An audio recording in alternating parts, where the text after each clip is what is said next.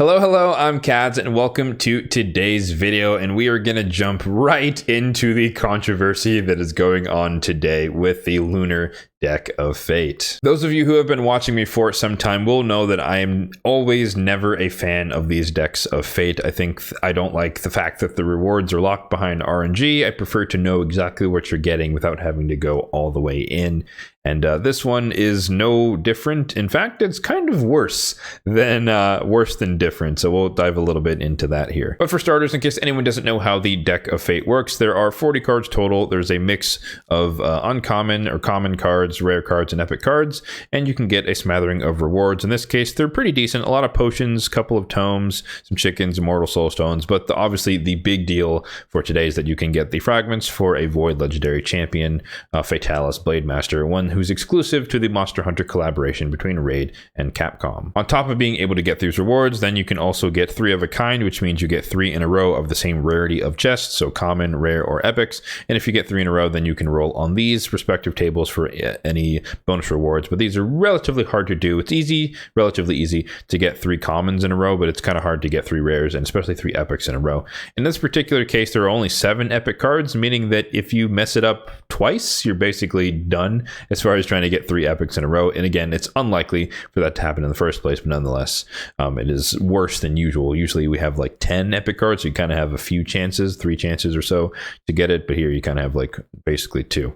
The rare cards are kind of in the middle, and the common cards are the most common ones here. I think the previous iterations of this style of Deck of Fate with a champion behind it had a mix of the fragment cards or the champion fragment cards between the rare and the epic, but this one does include some of the commons as well. So there's just a lot of nodes where you can get up to 100 fragments for Fatalis Blademaster. Now, as I hinted at the beginning here, that there is a bit of a controversy surrounding this because on top of the champion, you do also have some lunar points. And again, like I mentioned, you have no clue where those lunar points are in the cards, and it could in the deck, and it could technically be the last one that you flip. Mathematically speaking, that is unlikely, but it could be, it's in the realm of possibility, albeit improbable, but you have no idea where it is. So it's kind of scummy. That's the word I'm going to use. I'll censor myself, but scummy to include that in this Deck of Fate because I have no clue where it is.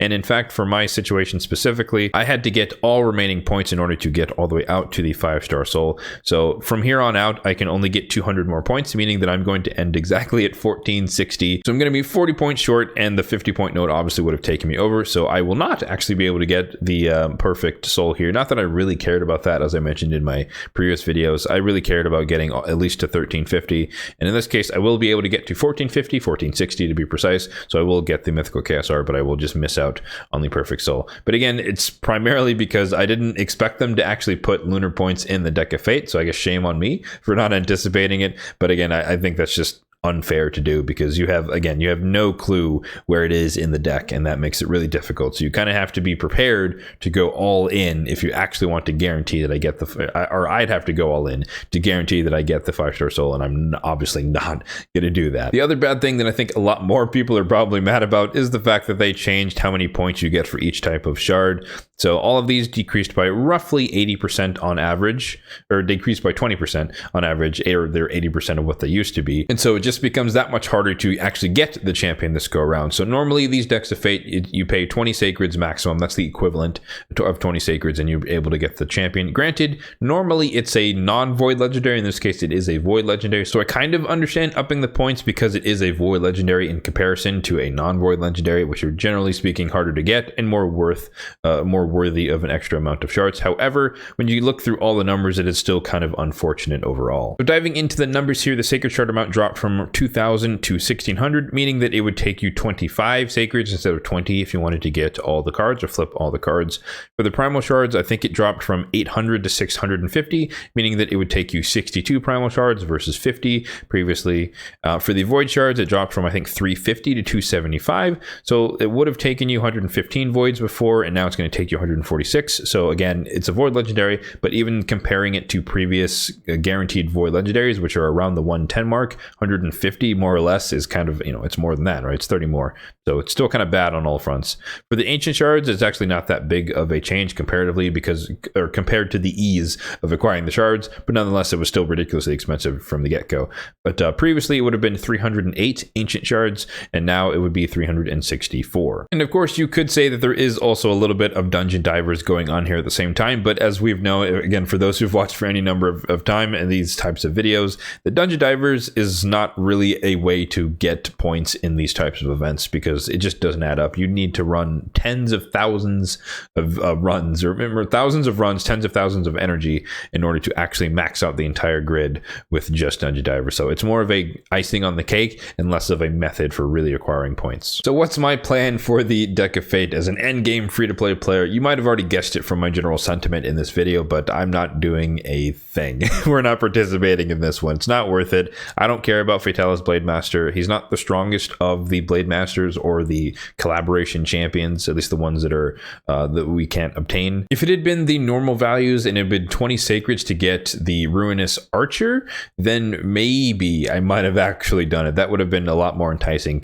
because she's so good in Hydra, and I'd be willing to spend 20 sacreds on that, plus anything else I get along the way from sacreds. But upping the value to 25 and then making it the Void Legendary, who is, I think he's better than people give him credit for, but he's not someone that I'm personally seeking. Honestly, now that we've seen the kit for the fusion and her partner, honestly, the White King looks amazing, and he would be worth 25 sacreds for sure if that was what they were offering, but it's not, unfortunately. So anyways, my recommendation for you guys is probably just to do the same. You don't really need anything from it, but if you really do want the champion for whatever reason, you're a Pokemon collector, or you just think he's better than he seems or better than people who've given him reviews for it, then by all means go ahead and participate. And of course, there is also the progressive chance events going on right now. You can see the champions here. I don't think there's anything really amazing. I mean, Mishinaki is amazing, don't get me wrong.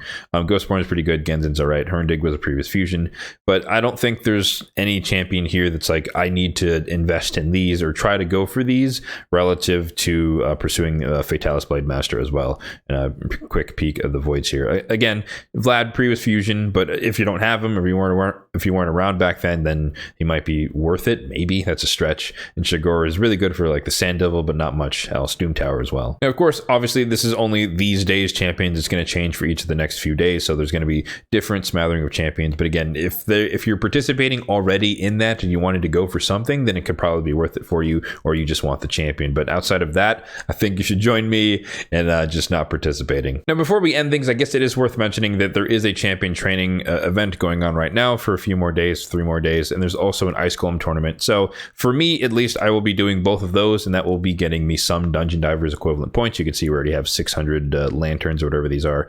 And so I'll probably get 1 to 3 flips over the course of the next 3-ish days.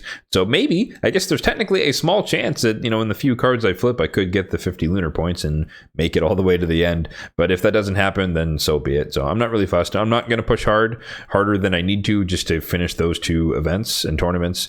But yeah, that's another thing to consider, that you might just get lucky with the lunar points if you happen to flip over the first few cards. So that's going to do it for today's video. Generally speaking, I do try to stay on the more neutral to positive side of the spectrum, but on this one, I honestly have to kind of join and jump on the bandwagon and say, kind of shame on you, Player M. This is just, it's a little too far. That you don't want to incorporate that much RNG into something that is supposed to feel like you can work towards it, guaranteed. Talking about the Titan event points, and then increasing the milestones is somewhat warranted because it is a Void Legendary, but at the same time, you could have just kept it the same and it really wouldn't have made that big of a difference.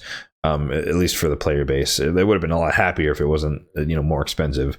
But again, he is a Void Legendary, so I kind of understand that. But because he's just not amazing compared to some of the other champions in the game, especially again comparing him to the White King, who just definitely seems like a real counter to Taurus and Marichka, and with Fatalis being like a semi counter to them, it's just not as good of a deal for the extra cost. So it's not going to feel worth it to a lot of people, and I happen to agree with the majority of people in this case, so I will not be the contrarian on this one. But yeah, let me know what your thoughts are on the Lunar Deck of Fate in the comments section down below, and of course let me know if you are going to be participating participating at least partially or fully or whatever your plan is for this event. As always, if you did find this video helpful, then be sure to hit that like button down below. And if you enjoyed the video, then be sure to hit that subscribe button down below as well. We are once again on the road to 1,000 subs. We're like 930, so 70 to go. Thank you to all 900 plus of you who have already subscribed to the channel. But if you have not and you are enjoying the content, then again, feel free to hit that subscribe button down below. Help us get to 1,000 subs on the channel.